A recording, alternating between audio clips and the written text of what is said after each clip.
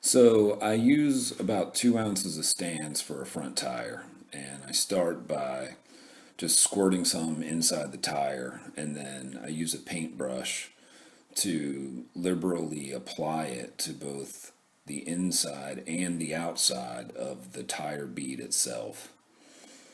This accomplishes a couple of things. One is it makes the tire a lot easier to install onto the wheel or onto the rim, but also it forms a really nice seal between the rim and the tire, as well as between the bladder and the tire.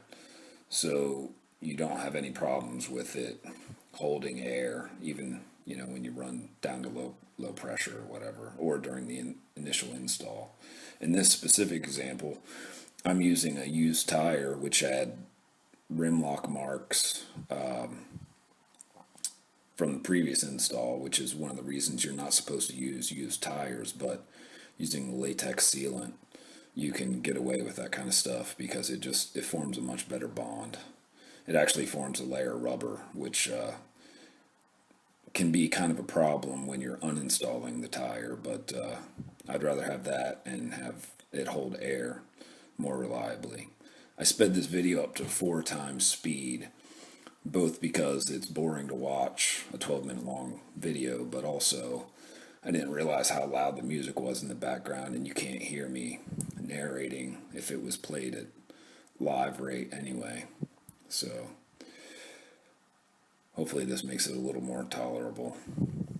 Once the tire's totally on, you just bounce it around a little bit, make sure it's seated.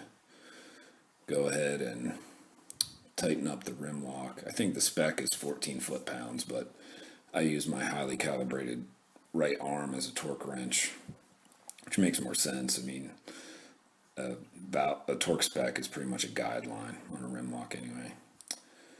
And then install the valve core into the bladder itself. Pump the bladder up to about 100, 110 psi. If the tire hasn't seated, you'll hear it pop at this point.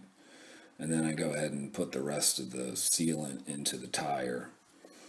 Put the valve core back into the main tire valve. Pump up the tire to about 20 psi.